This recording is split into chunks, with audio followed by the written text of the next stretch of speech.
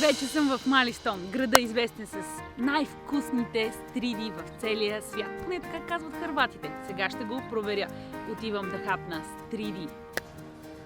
Комплимент от заведението – пастет от рибатон с хляб. Заведението, в което се намирам, се нарича Боташаре и открива прекрасна гледка към малкото кейче. Лодките и някъде там са стридите. Аз ги чакам чинията след малко. Сервират ги в тушен лед с лимон. Знам, че много от любителите на стридите въобще не слагат лимон, но така ме посъветваха. Тук. Можеше без семка. Хоп, няма я. И сега на един дъх. Ако никога не сте опитвали стриди, мога да ви посветвам само едно. Направете го, но някъде, където са пресни. Имат еластично стегнато месо.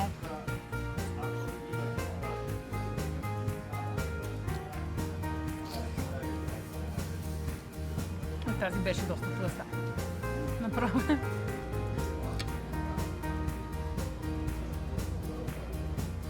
Панирана. Просто овалена в трохи и изпържена за секунди. Хрупкава отвън, мека отвътре. Много различно, много приятно. Но чистия морски вкус може да получите само ако ядете сурово. Стридите се водят за афродизиак. Дали е така или не, всеки сам да реши. Но със сигурност са луксозен, скъп продукт.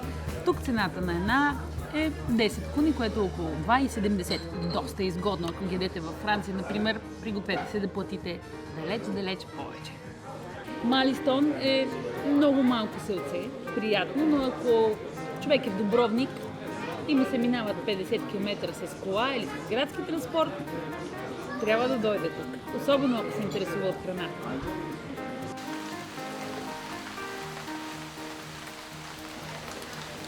Отново заваля, за това време за кафе, след стридите, бомбонче. Попитах персонала дали има шанс да изляза с лодка в морето, по-близо до самите стриди. Чакам отговора. Дано. Крем карамел. Обожавам го с малко ягоди, кафе и много добра новина. Капитана ме чака на лодката. Там има планини от стриди, само че не са в височина, а в дълбочина. Ето е лодката. Хайде за стриди! Ракия! Това е билкова ракия. Traditional local sweet. It's very good when you mix with orange peel and almonds. Захаросани бадеми и портокалови корички. Човека каза, че вървят много добре с билкова грапа. Just a little because I will grab it. Не съм най-големия фен на ракията, но ще пробвам, изглежда много добре с билко. What kind of hair is that? Розмарин? Лаванда. Местни билки, като например розмарин, лаванда, лавандула и с портокалова коричка. Я да видим. О, като еликсира тази ракия, много ми харесва. И наистина с портокаловата коричка толкова добре се допълват огнена вода с портокалова кора захаросана и захаросани бадеми. Да.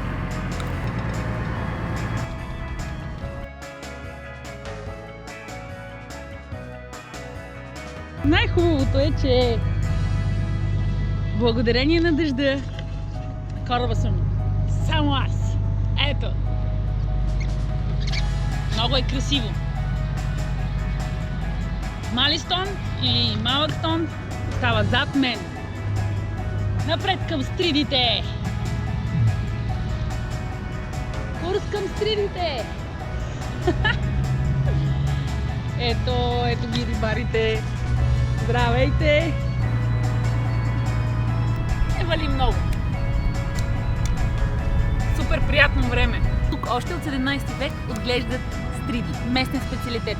Хиляди туристи от целия свят идват март месец на фестивала на стридите, за да ядат най-пресните. Но и сега, макар че е дъждовен май, е пълно с хора, които са на брега и хапват в ресторантите прясно ловени стриди. Това всичкото, което виждате са стриди. Всичко това, всички тези линии отдолу е пълно с афродизиаци. Това е стария метод, по който са се отглеждали стриди. Дървени пръти, въжета, на въжетата закачени стридите. Но от преди 50-60 години има и по-модерен начин за отглеждането им. Ето тези пластмасови, като тук. Но някои все още използват и стария начин.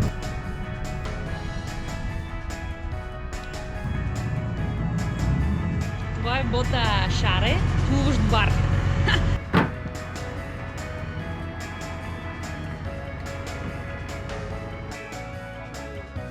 Пълно е с миди и стриди. Човек каза, че каквото и да потопиш след един месец, по него полепват миди. Без значение дали е крак или въже. Стридите са по-надолу, а по-наплитко са миди. Telling the oysters clear this side. But when I eat oysters, I like maybe a little bit smaller than Смол. everybody Why? wants a big, Why better you taste. prefer? Хората продават стриди, когато останат 3 годишни и повече. Тези са на 2 годишни стриди. Бейби. Baby, few months old. А тези са само на няколко месеца. Ето ги. Съвсем бебета. След години ще станат големи стриди. Like this, maybe 1 year. And after? After 1 year, I must separate them because they are bigger and bigger and they need more space. Because I don't have to feed them. Food is in the water all around. But they need more space. If you put Grow. one place, they don't have enough. When you separate them, they have more food. And they grow faster. Аха, This is the same row, but 1 year up. 1 year old, maybe 2 months. прекрасно. Една година така и после след още една година изглеждат по този начин, но разредени. Иначе въжето е абсолютно също, каза човек. Абсолютно също. Но разредени, тук са накочерли и черните миди. Ето ги тях мидите. If it's still too many oysters, I have to take it off. Few more. Few, maybe like this is good, but this is too much. I must take it off. And with the oysters, when I take it off, I put in the basket, then I glue them. I'll show you now how. Значи, тук са прекалено много стриди и трябва да се разредят. Така е окей, по няколко, за да могат да растат и да стават по-добри. Ако част от тези се махнат, те отиват в кошница. Ето тук, долу.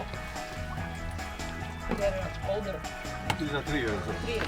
Тези са 3 годишни. But I show you what I do with 1 year old. When I take it off from the rope like that, then I put on the table like this in the line. I put 25 oysters, 30. If you put 50, it's too heavy up there. 30 oysters like this. Then I mix cement, normal cement, concrete with water. Just mix and then with a knife I take a little bit of cement and put here. Just a little bit. Here, each? here, each oyster. Then I need a rope. I put the rope like this. Then I put another oyster. I glue them 2 by 2. Like a cup. One rope here, one rope here, one rope here, and so on. And I leave it 2 more years. 2 more years. Maybe 1 year on the net. 2 years like this, and then these are 3 years.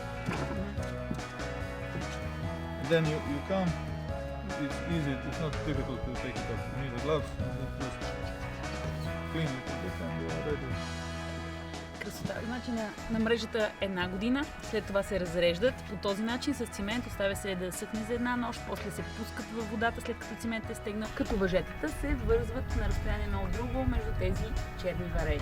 Престоят 2 години. Стават общо 3, за да ги видим в това състояние, което човека показа, за да можем да се насладим на вкуса им.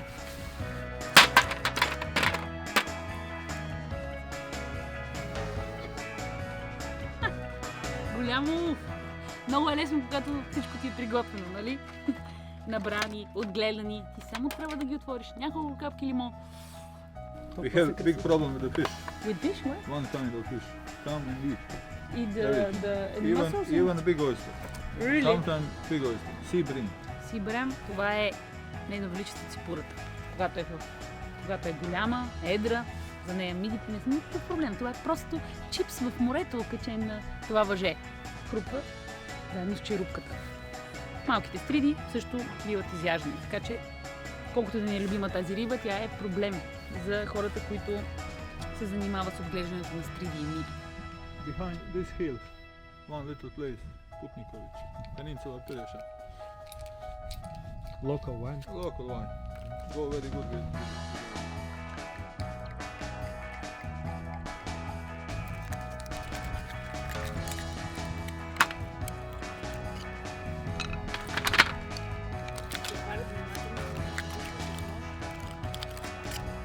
За да може да се плъзне, да е спокойна. По 3 още. Пресни. Толкова красиви са. lemon wine. Yeah. How do we eat? With lemon or without? I eat with lemon. With Few lemon. drops of lemon and you... Току-що извадено от море. Току-що отворен. Малко лимон. О, да!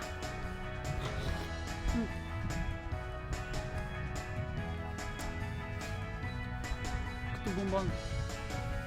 Колкото повече стриди яде човек, толкова повече ги обича. Толкова деликатно месо, толкова свежо. Направо е пристрастяващо. И вино. 10-12 не са проблем за мен. О, стават по-големи и по-големи. Thank you. Вау.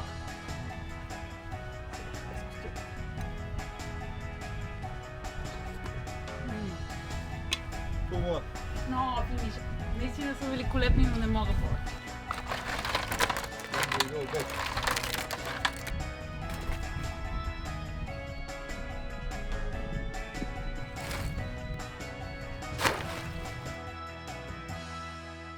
Ех, че хубав бар. Бар с стриди.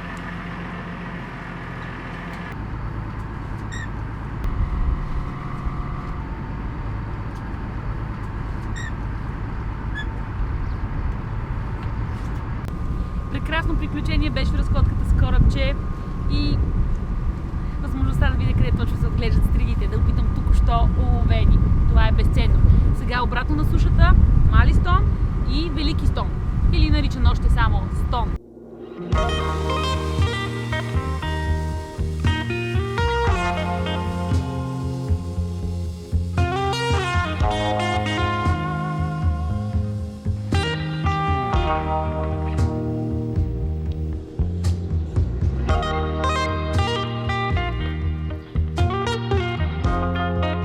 Вече съм в Стон, град известен със своите средновековни зидове и стени, както и със солниците. Стонската сол е супер популярна, местното вино също било добро, така че възнамерявам да си купя и сол, и вино. Грачето е малко, чаровно, пълно с заведения, шармантни кафета. Къщите са в средиземноморски стил, каменни, много е уютно и приятно. Ако човек има време, не е лошо да посети и стените. Разходката е приятна, а от тях се откриват невероятни гледки. Има и музей. This is he have a gold medal last year in competition in 40 other countries in Bordeaux in France. He have a gold medal. And also in best wine in Croatian, best wine here in local. Вингач. Yes, you could try it. Can I try? Okay, thanks. Ще пробвам от най-доброто вино. Миналата година е спечелил златен медал и е било вината от Бордо. Вингач, 2012. Vingac is position of wine. The grape is Plavac Valley, but Vingac is position as the hill near the sea. Like Regina. Yes, it is protected area before 60 years from the European Union. Yes. And the grape sort? Plavac Valley. Плавац? Plavac Valley. The little blue. Окей. Yeah. Плавац Маре е сорта вино, малко син. Така го разбрах поне. Вингач всъщност е район с защитено географско наименование, много популярен за Далмация.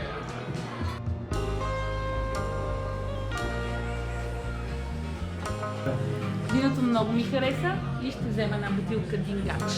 Специално е, спечелило златни медали А и това няма чак такова значение за мен, просто ми допадна на вкус.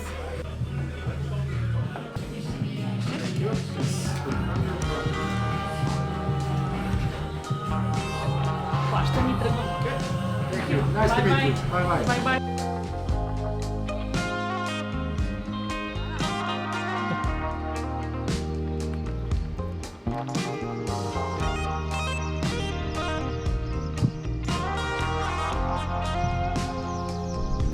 Музея на солта съм в Стон.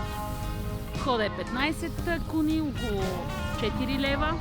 Тук пред мен са солниците. Човек може после да си купи сол. Едно време по този начин са транспортирали солта. Нещо като теснолинейка, която върви по цялото място.